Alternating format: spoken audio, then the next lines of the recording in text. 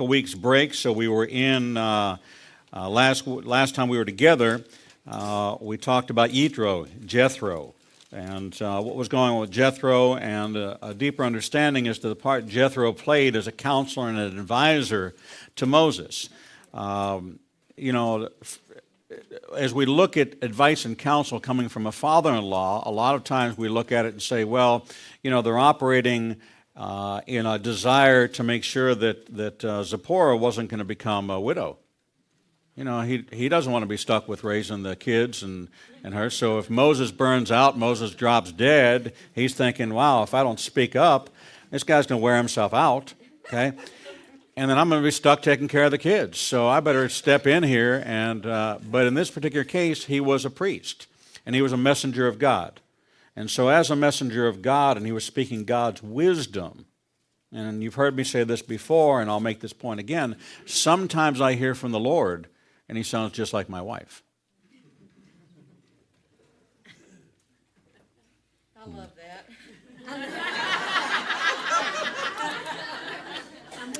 Here, Wayne, you obviously don't know when to write notes down.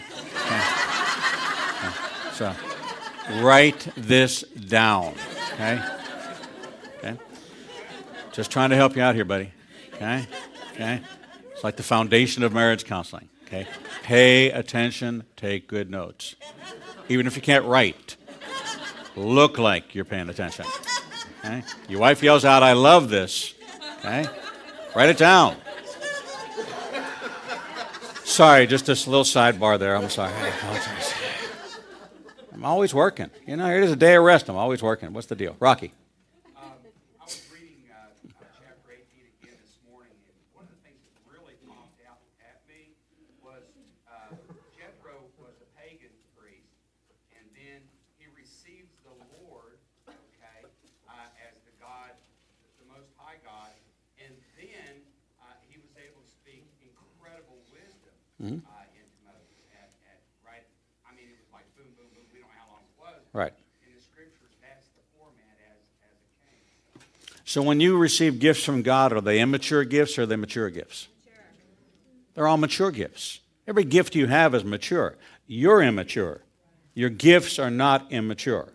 Okay? You may not be able to readily use them because you are not ready. You're immature, but your gifts are not immature. Your gifts are mature. The minute you receive the Lord and he invests a gift into you, it's a mature gift. The gift doesn't have to grow. You have to grow. Okay? All right? Weigh into that because it's significant. Okay? You're going to catch up to the power of your gift. Your gift is not going to catch up to your power. Okay? Wow.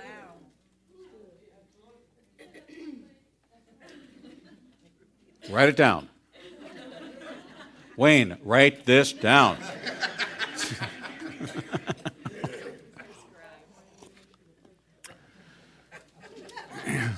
There's a friend of Dan Hearn's that called me. His name is Earthquake Kelly. Earthquake Kelly grew up to a Haitian mother and father who were witch doctors, witchcraft, voodoo, Santanista, whatever that, every kind of black magic, black art that there was in the world, they were expert at it. He grew up learning how to kill a chicken, spread the blood, throw the bones, do all those things. He was a heavyweight boxer. And God got a hold of him. The Lord got a hold of him and radically saved him. Radically saved him. And now he ministers to Haitians. Why? Because he's walked in their footsteps. He knows the things about their culture that have attracted them. And God has supernaturally, radically made him, okay, anointed him to preach the gospel to people who are deep into that. Okay? And we've had several interesting conversations about the second, third, fourth, 15th heaven and all the places that you can get to from here to there. And it's very, very fascinating and he is very much like a Jethro, like a Yitro, okay, in the fact that God grabbed a hold of him and infused him with supernatural understanding and wisdom about something that what the enemy meant for evil, God will work for his good. Wayne, can I have my pen back? Obviously, you're not going to put it to good use. All right. Sometimes when I hear from God, he sounds a lot like my wife. No, he's... Well, this is so generic. Okay. Okay. So generic, Wayne. You're supposed to put, sounds like Diane. Okay? Okay? His voice sounds like Rabbi's wife.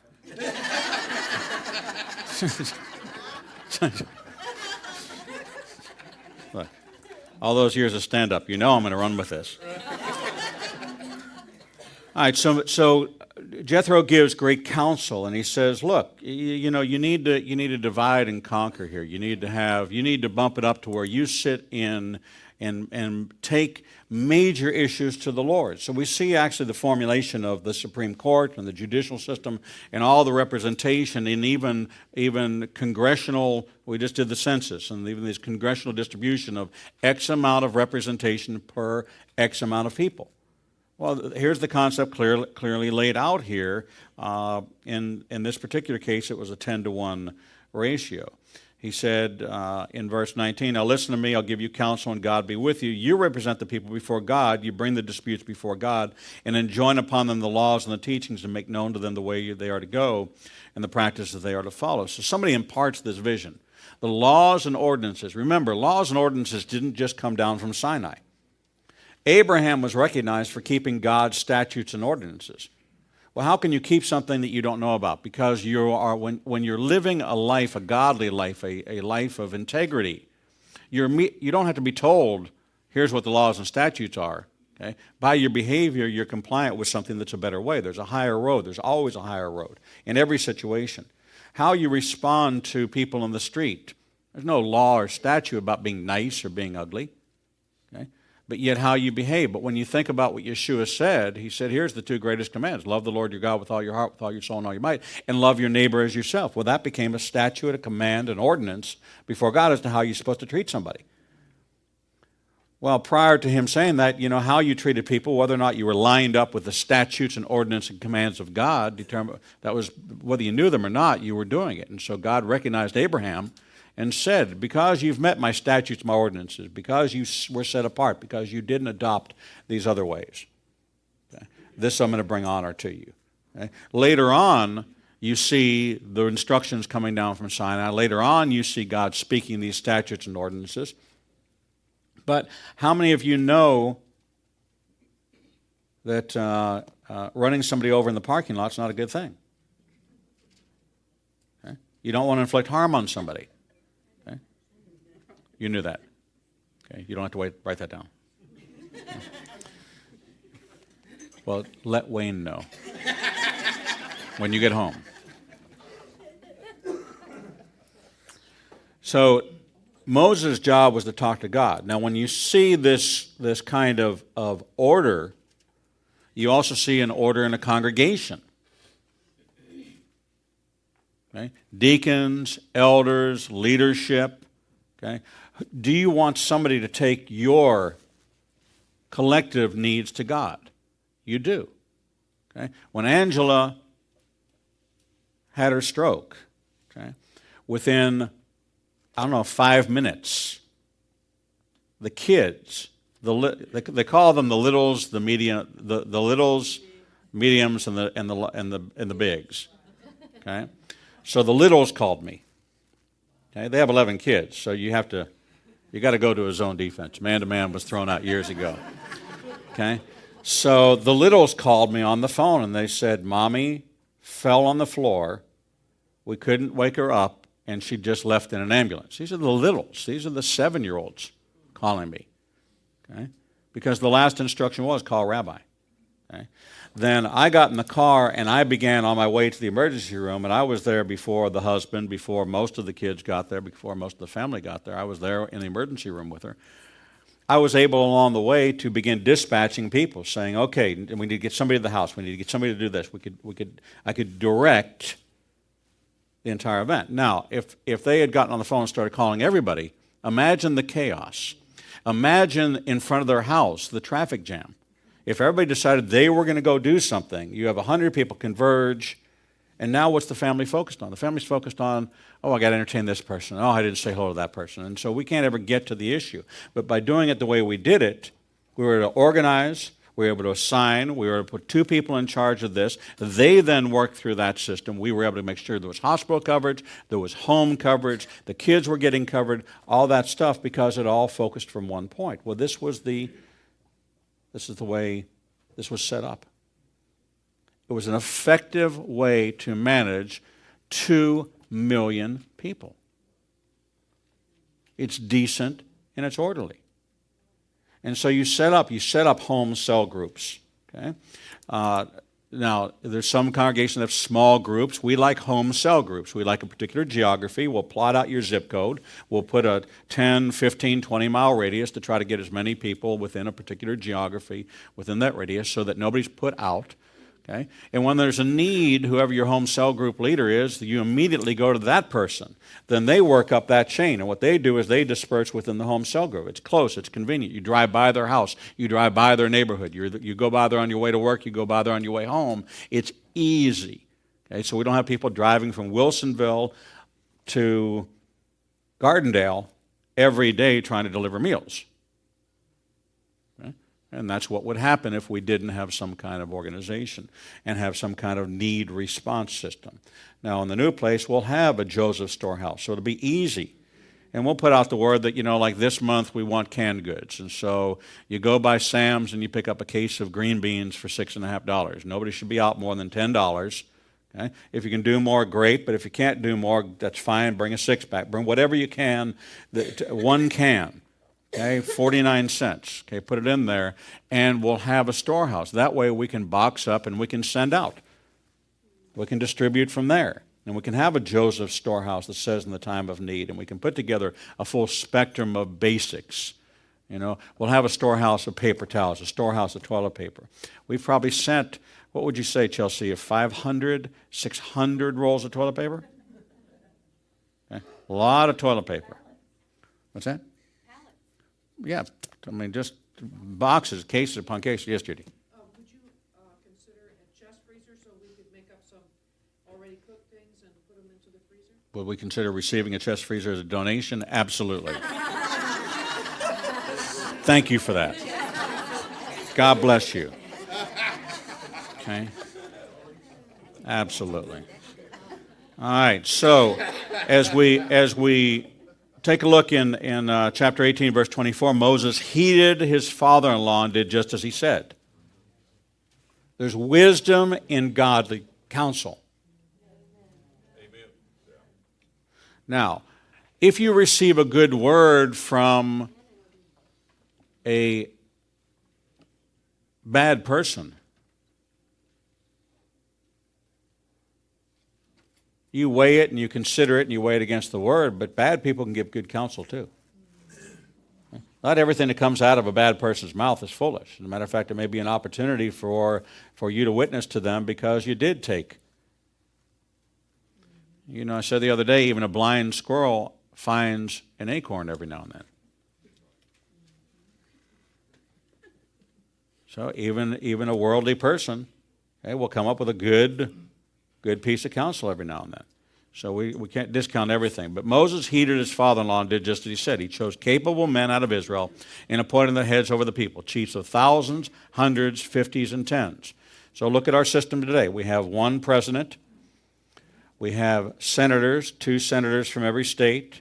And then you have congressmen based on population. 1 congressman for every... How many? For 450. You see, there's 1 person that stayed up with this system. Has it been the same forever? They change it all the time? It depends. There's a set number of congressmen, and however the population changes, goes up, they change that. It might have changed since last election. Okay, but approximately. Good. Excellent. So there's representation, very similar to this. And they judged the people at all times. The difficult matters they would bring to Moses, and all the minor matters they would decide themselves. Then Moses bade his father-in-law farewell, and he went on his way to his own land. So now we begin in chapter 19. On the third new moon, after the Israelites had gone forth from the land of Egypt, on that very day they entered the wilderness of Sinai. Okay. We begin to see now a lunar calendar being established. Why lunar? Why? Because it's God's calendar. Okay, lunar calendar is God's calendar. Okay. Why is it God's calendar? Because he set it up in the beginning, when the moon, sun, and the stars, we have the day and the night. And how long is a lunar cycle? Okay. Is it always 28 days? Okay. It is. And it's from sundown to sun. No, that's a day, but the lunar calendar, okay, is a fixed calendar. Okay. Doesn't the day begin at when the moon comes out? I mean, And 2 stars are visible. two stars. Right. Now, when the sun sets, and 2 stars are visible. Or is it moonrise? Is it sunset or moonrise? Sunset, the moon rises early in the morning. Right. Sunset when 2 stars are visible. Okay, is the definition of when Shabbat is. When sundown, when the day ends is when. But you don't think that's not part of the lunar? I mean, I know that's not the full calendar of months, but it's the beginning of a day. Correct? No, when the sun sets and 2 stars are visible in the sky is the beginning of it. This is the technical beginning of a day. When the sun sets and 2 stars are visible in the sky is the technical definition of when a day begins. Okay.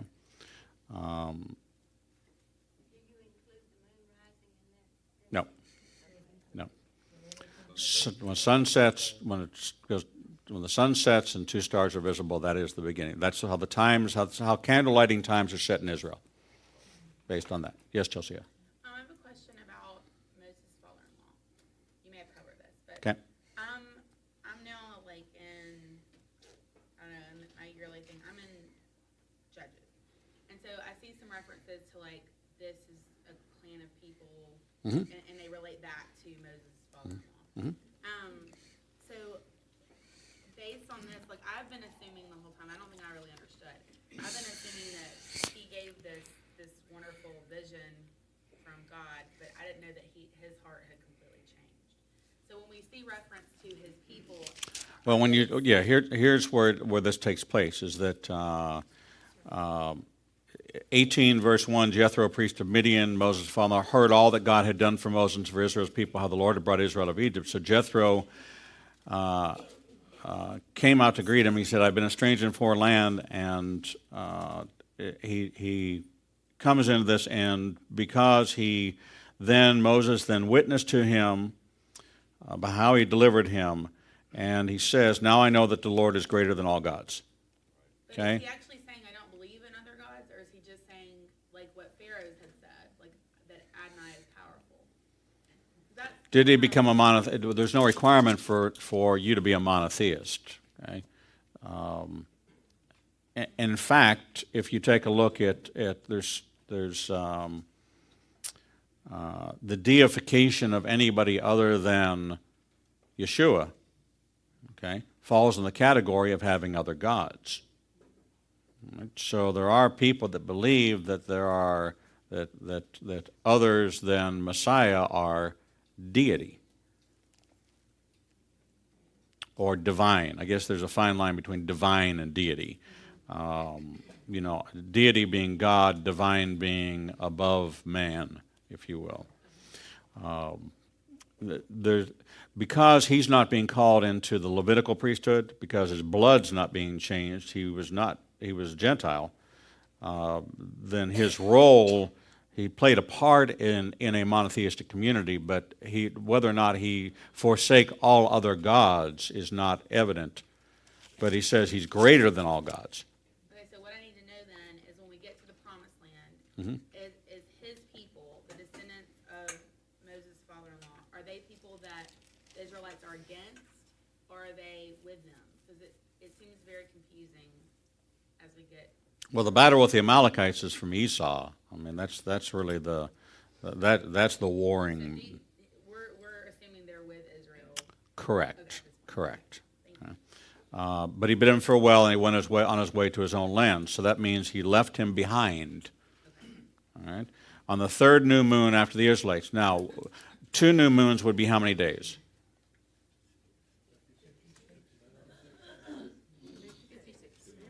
Can it be 31?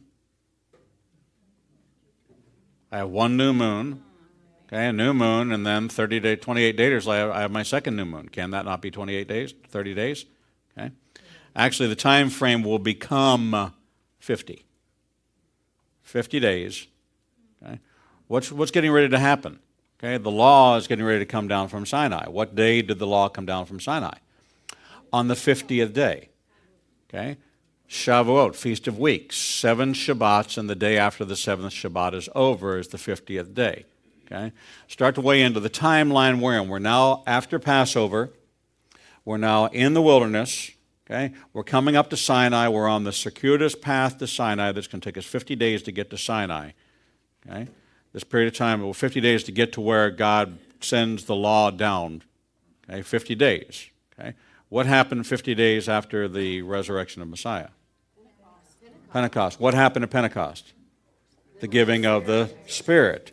What happened 50 days after the Exodus? The giving of the law. So you have the giving of the law on the same day that the Spirit's given. What happened when he came down from Sinai? 3,000 died. What happened when he came down from the upper room? 3,000 got saved. What day is this? It's the same day. Okay? Same day, 50th day, same event, same day, and what is the hinge pin? What keeps those things connected? Jeremiah 31:31. Okay? What is it? Behold, I will make a new covenant. It will not be like the old covenant where it was written on tablets, where the law was written on tablets of stone. It will now be written on their hearts. Okay? So what happened? Tablets of stone at Sinai, hearts in the upper room. Okay? These are the same things. This is the fulfillment of the new covenant. Pentecost, Shavuot, Feast of Weeks, and Pentecost, same day, same events, but one is the fulfillment. It's not the counter, it is the restoration of everything that took place at Sinai was now restored in the upper room. That fulfillment of that prophecy in Jeremiah came to pass in the upper room. Yes. Didn't he say that he would change their hearts of stone into hearts of flesh? Mm-hmm. So this is the same event occurring. Okay, and so see that when we have our Shavuot Pentecost service, we'll be talking about that. We'll be talking about this journey, okay, and what took place and the journey that the disciples were on as they gathered together in the upper room, and the life-changing experience that happened when these things were reversed. A couple of other things were reversed, and a couple of other things happened at that time, which are also very profound, but you're about to enter a profound period. So on the third new moon, which could be, what's that? Well, as they're coming into, we're not there yet, but we're coming into that period. After the Israelites had gone forth from the land of Egypt, on that very day they entered the wilderness of Sinai. Having journeyed from Rephidim, they entered the wilderness of Sinai and encamped in the wilderness. Israel encamped there in front of the mountain, and Moses went up to God. The Lord called to him from the mountain, saying, "Thus shall you say to the house of Jacob and declare to the children of Israel, you have seen what I did to the Egyptians, how I bore you on eagle's wings and brought you to me. Now then, if you will obey me faithfully and keep my covenant, you shall be my treasured possession among all the peoples. Indeed, all the earth is mine, but you shall be to me a kingdom of priests and a holy nation. These are the words that you shall speak to the children of Israel." Powerful statement. This is who you are. This is who you will be. This is what you mean to me. You are my chosen people. All on the same page, same chapter, same book. Moses came and summoned the elders of the people and put before them all the Lord had commanded him. All the people answered as one, saying, "All that the Lord has spoken we will do." Right. And Moses brought back the people's words to the Lord. And the Lord said to Moses, "I will come to you in a thick cloud in order that the people may hear when I speak with you, and so trust you ever after." Then Moses reported the people's words to the Lord, and the Lord said to Moses, "Go to the people and warn them to stay pure today and tomorrow. Let them wash their clothes. Let them be ready for the third day.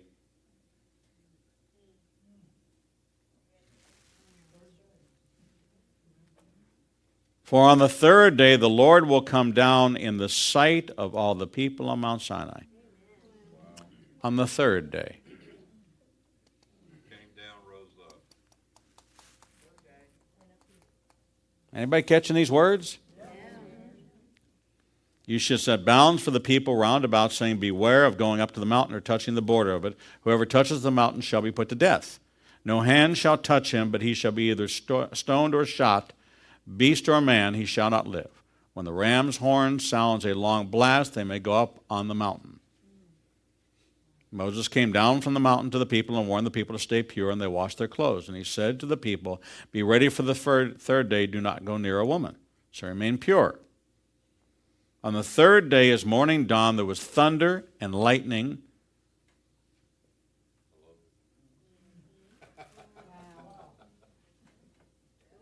Anything sound like the upper room to you? A dense cloud upon the mountain, and a very loud blast of the horn, and all the people who were in the camp trembled. Somebody read Acts for me. What happened there? Give me the description of the upper room. We'll go to Acts chapter 2, verse 1. When the day of Pentecost had fully come, they were all with one accord in one place. And suddenly there came a sound from heaven, as of a rushing mighty wind, and it filled the whole house where they were sitting. Then there appeared to them divided tongues as of fire, and one sat upon each of them. And they were all filled with the Holy Spirit, and began to speak with other tongues, as the Spirit gave them utterance. That's good. So there you have this upper room. So there was thunder and lightning and a dense cloud upon the mountain, and a very large blast of the horn, and all the people who were in the camp trembled. Moses led the people out of the camp toward God, and they took their places at the foot of the mountain. Now Mount Sinai was all in smoke, for the Lord had come down upon it in fire. The smoke rose like the smoke of a kiln, and the whole mountain trembled violently. Does it not sound like the upper room to you? All gathered there in one accord, and all this stuff is happening. Okay? Things are shaking, things are moving. There's a sound of rushing wind. We're talking about a freight train kind of sound. Okay? If you've ever been in a big wind, over 100-mile wind, some of you have been in Florida doing hurricanes. Okay? What's that wind sound like, Sally? Like a freight train coming, right? Sounds like a rumbling and a shaking. Yes? Brother, every time I've heard the Holy Spirit, when he comes in a service, he always comes in with a whoosh. Whoosh. It has never changed. It always comes in the same way. There you go. Because ruach, okay, means wind. Okay? Ruach, okay? Spirit means wind. R-U-A-C-H, ruach. Like Ruach HaKodesh, Holy Spirit. Ruach, Hebrew word, ruach, means wind. And there you have it. Okay? Like the Ruach L'chaim, the breath of life, the wind of life, the the Ruach HaKodesh, the wind, the Spirit of God, Ruach Elohim. So the Lord came down upon Mount Sinai, on the top of the mountain, and the Lord called Moses to the top of the mountain, and Moses went up. The Lord said to Moses, go down, warn the people not to break through to the Lord to gaze, lest many of them perish. The priests also, who come near the Lord, must stay pure, lest the Lord break out against them. But Moses said to the Lord, the people cannot come up on Mount Sinai, for you warned us, saying, set bounds about the mountain and sanctify it.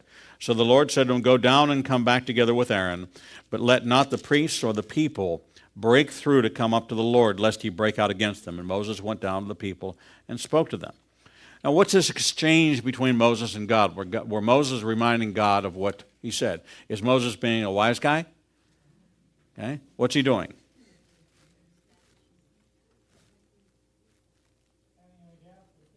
If you are faithful, you ever say to your kid, okay, here's my instructions to you. Now tell me what I just said. It's a deep understanding. Okay, I can't obey what I don't understand. Okay, how many of you said, "Well, that's what I thought you told me to do"? Okay, well, I had good intentions. I mean, that's what I thought you wanted me to do. No, if you're given an instruction, okay, and this is your mission, okay, go out there, go outside, take 5 steps, turn right, okay? It's not a leisurely, it's 5 steps, deliberately turn right, because I know what's coming. That's the instruction I give you. Say, okay, now what are you supposed to do? I'm supposed to go out there 5 steps, turn right. Okay. Now, if you go out there and take 6 steps and turn right, say, well, I didn't think it would matter. Okay? That's not what you're asked to do. Now, Yeshua gives it to us very succinctly. Be faithful in the little things, and I will make you master. The Lord will make you master over much. God, in His own infinite wisdom, will use opportunities like this. God never contradicts Himself. So if there's no contradiction, what's the purpose of this exchange? To demonstrate the faithfulness. Look, I heard you. I now understand if you tell me to do this. Because what's going to happen with Moses? Moses is not going to follow God's very simple instruction, and it's going to cost him later. See, one time he was supposed to strike the rock. The second time, God said, don't speak to the rock. He didn't do that, did he? And so, what did it cost him? The promised land. Because God's already demonstrated him being faithful in the little things. Okay? He tested him, he passed the test. Okay? Well, it seems so little, seems so trivial. But in God's economy, He cannot trust you unless He can trust you completely. If He cannot trust you completely, He cannot trust you. And I will tell you the same thing with me. If I cannot trust you completely, I don't trust you. It's not a matter of I trust you a little. Okay? Either I trust you or I don't trust you. Either I trust you completely or I don't trust you. So if you're given an assignment, if you're given charge over something, okay, and we agree this is how it's going to be done, okay, then I can look away and I can go take care of other things because I know that's how it's going to be done, because that's what we agreed to do. And that should not be problematic. And if it is problematic, then we will solve the problem together in unity and agreement because we're the ones that agreed to execute it that way. There should be communication. Now let me check back with you. Didn't you say? Yes, I did. Okay, well then here he adjusts. He says, well, you know what, here's what you do. Go get Aaron. Basically saying, you're right, that's what we said. Okay? Now here's what I want you to do. You go get Aaron and you bring him up, and this is how we do it. But don't bring all the other priests. This isn't a time for all of them, because what I'm going to do is I'm going to impart. How many people did Yeshua have as his trusted circle? What did you say? I'm sorry. His entrusted circle. How many? 12. Yeah, there were 12. Okay? Not a large amount of people that he trusted to carry out his instructions. There were 12. Okay? There were 12. Now, every leader has a circle of trusted people. Many of you have been in congregation, you say, oh, well, you know, that's a clique, there's people on the inside. A leader has to have people that they can trust to execute, that they know that they can be faithful. God had people he could trust to execute on his behalf. Yeshua had disciples that he could trust, and even one of those betrayed him. There's going to be those that execute, that are committed to the vision, that are committed, and it's a twofold commitment. And so I'll say this to all of you. You have to have loyalty not only to the vision of the congregation, but to the leader of the congregation. If you don't have that twofold vision, okay, you wind up being one of those that loves the vision but shoots the leader, or one of those that follows the leader but shoots the vision. Okay, you'll be walking in the door with every theology and every technology and every kind of idea and saying, oh, well, hey, let's chase after this and let's chase after that. And the people that followed Todd Bentley, perfect example. Okay, it crumbled a ministry that was a good ministry because people became man followers. Okay, and they followed him right to a path of destruction. It brought shame to a ministry, but it was doing good work.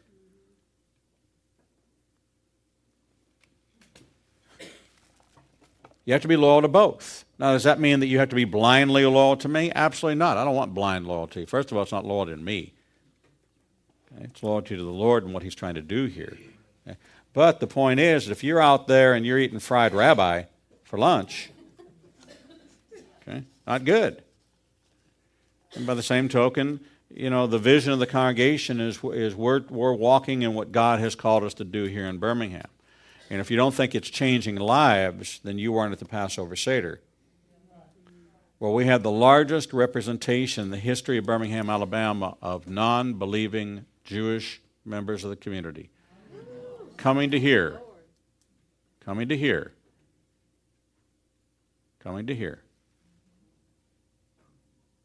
And for a week after, all we heard was that the talk of the Jewish community was our Passover Seder. What was the description that we got? It was bigger than huge. Okay? The largest outreach event of its kind. The largest outreach event of its kind. Now, is this street evangelism? It's not street evangelism. Is it in-your-face evangelism? It is not in-your-face evangelism. Okay?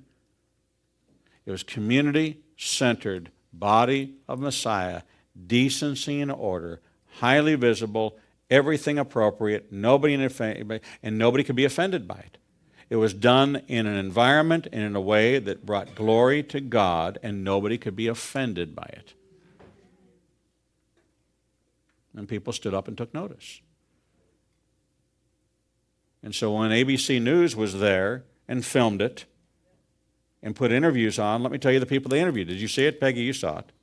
Okay? Who did they interview? You remember the people that got interviewed? Well, they interviewed you. Interviewed me. There was one lady who said she was Christian but had Jewish neighbors. Mrs. Weiss. Mrs. Weiss. Are you catching this now? Mrs. Weiss. W-E-I-S-S. Yeah, Mrs. Weiss was interviewed, and she wasn't Jewish, but she had Jewish neighbors who... And she wanted to get in touch with her Jewish roots. So, and then there was a gentleman who was Jewish but married to a Gentile Christian, and this was something they could do together. If I could have hired a PR firm,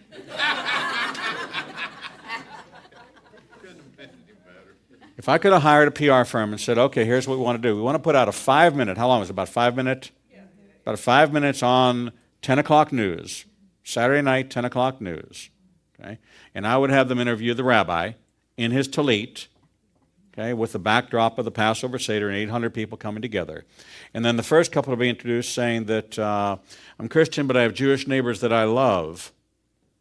And I really want to get in touch so I can understand and identify with my Jewish roots. And then, oh, hi, my name is Michael Liebman, and I'm Jewish, and my wife is not.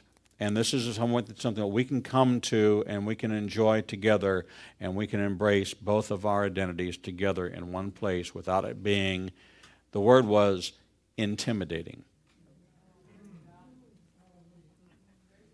Can you get any better publicity, any better presentation than that? Because this is a non-intimidating environment for Jewish people to explore the Messiah.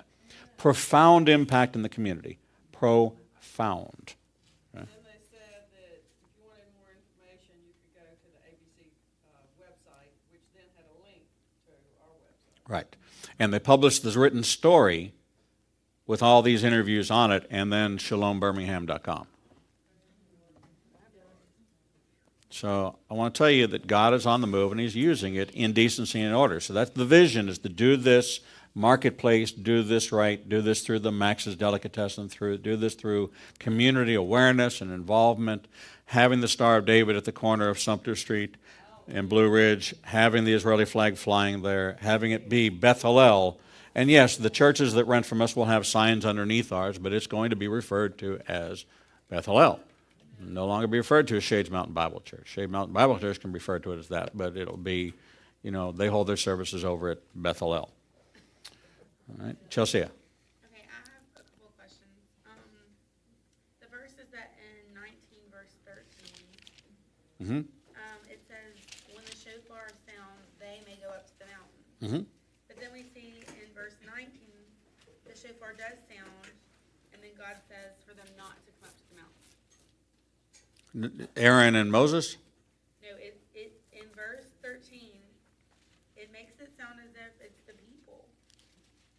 I thought it was referring back to, Right, but then Moses, right, but remember, then Moses said to the Lord said to go down and warn the people not to break through, the priest also, but Moses said to the Lord, the people cannot come up to Mount Sinai, for you warned us, saying, set bounds about the mountain and sanctify. So the Lord said to him, okay, go down and come back together with Aaron, but let not the priests or the people break through to come up to the Lord, lest you break out against them. And Moses went down to the people and spoke to them.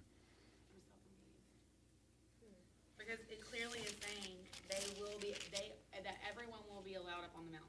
Right, but then that's correct, okay? And God said, okay, go send them up. He said, but Lord, you can't do that. You already told me they couldn't come up because...